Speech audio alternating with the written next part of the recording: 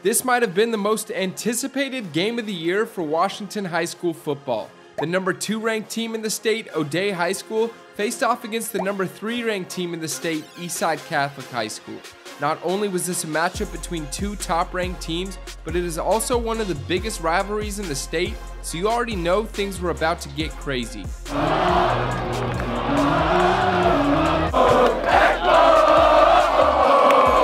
Both teams started the season 3-0 and have 2 of the top defenses in the state with multiple 3- and 4-star recruits. If you're subscribed to the channel, you might remember this O'Dea defense because I posted their game against Graham Kapowson in episode 1 where they won on a walk-off fumble recovery touchdown from 4-star edge David Schwerzel. Since then, they've only gotten better, holding their next 2 opponents to only 6 points per game. But this game would be their biggest challenge yet, facing a tough Eastside Catholic team who was coming off a 64-0 win. Last year when these teams faced off, O'Dea got the dub, winning 16-7, but this year the game would be played on EC's home turf.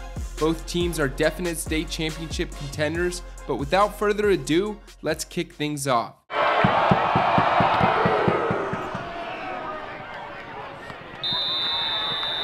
O'Dea received the ball to start the game, and they went straight to the run game.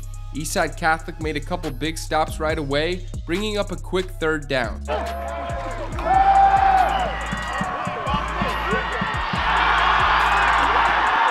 Hutton Leverett connected with Leo Bancaro to pick up the 1st down, and a couple plays later they moved the sticks again on a nice run up the middle from Uriah Stringfield.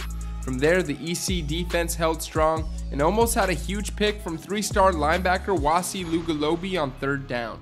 They still forced a punt, however, and now they would have the chance to get things going on offense. But the O'Dea D-line did what they do best on 1st down, making a nice stop at the line.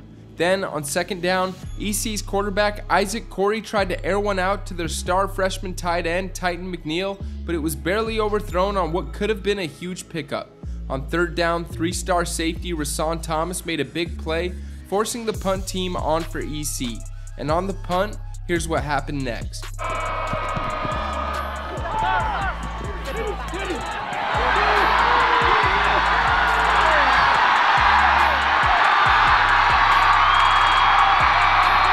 Three-star DB Sage Salopek takes it back to the house, putting O'Dea on the board to give them an early 7-0 lead. On the ensuing kickoff, Nick Jones had an excellent return for EC, setting them up with good field position on their next drive. But like I said earlier, you might remember the name David Schwerzel.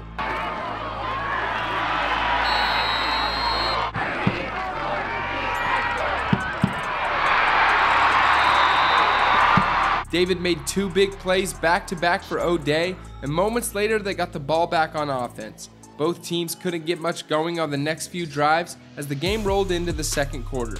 Then, a few minutes into the 2nd, this happened.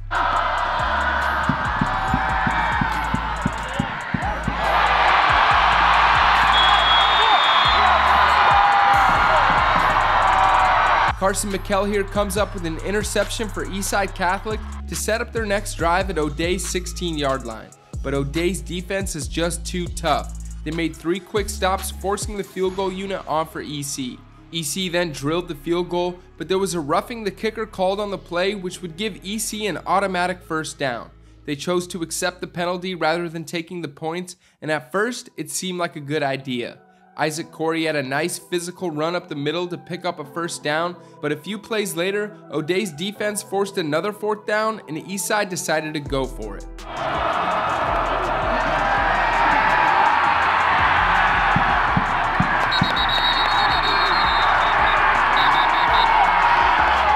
The O'Dea defensive line strikes again, making a huge 4th down stop to keep points off the board for Eastside Catholic. The EC defense then forced a 3-and-out, but a couple plays into their next drive, Owen Bruskern got a nice interception for O'Dea. I told you all earlier this would be a defensive battle, and it continued this way for both teams as Eastside Catholic then came up with a pick themselves moments later. The game then headed into halftime with the score remaining 7-0 O'Dea. Hope you guys are enjoying the game. If so, make sure to like the video right now and subscribe to the channel because we got more videos coming like this every single week. Now let's get back to the game and kick off the second half. Eastside Catholic received the ball to start the second half, and they quickly moved the ball down the field. Running back Jeremiah Burrows was putting in work and had 3 straight runs of 10+ yards. He was breaking tackles and moving the chains as Eastside started to gain some momentum.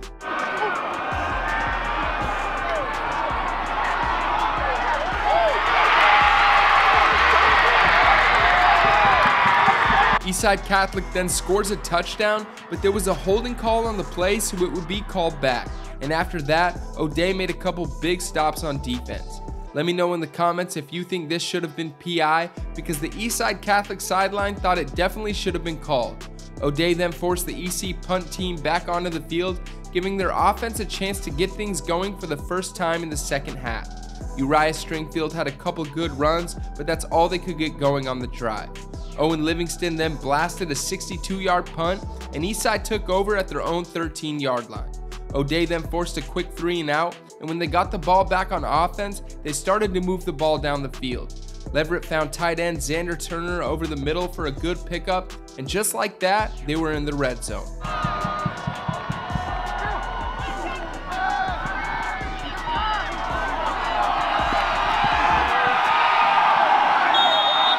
Leverett then found Leo Banchero, who I thought for sure got in the end zone, but they marked it just short, so it was now 1st and goal on the 1.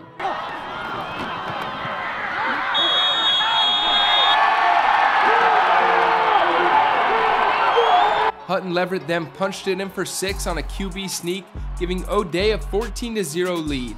Eastside Catholic's backup quarterback was now in the game due to an injury to Isaac Corey, and a couple plays into their next drive, this happened.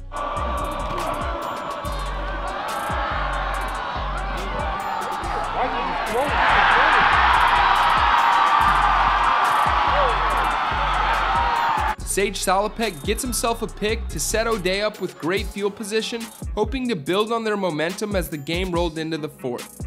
They would end up settling for a field goal on the drive, so they now led 17-0. Eastside Catholic had to figure something out fast because they now only had 8 minutes to try and get 3 scores. The O'Day defense was just too tough yet again as they forced a turnover on downs, leaving EC with little hope left. A couple minutes later, Livingston nailed a 41-yard field goal to extend O'Day's lead to 20-0, and from there, O'Day closed it out. Eastside Catholic had a couple more gains on their next drive, but on 4th down, Tavita Nonu sealed the deal on this sack.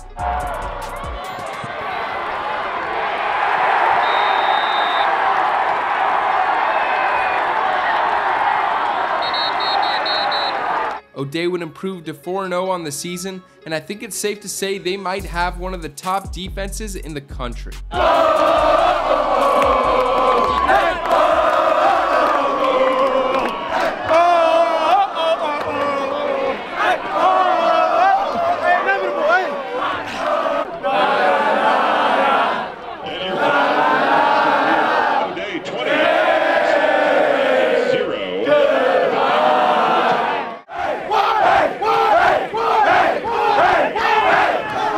Thanks for watching the video, and don't forget to subscribe to the channel for more videos like this.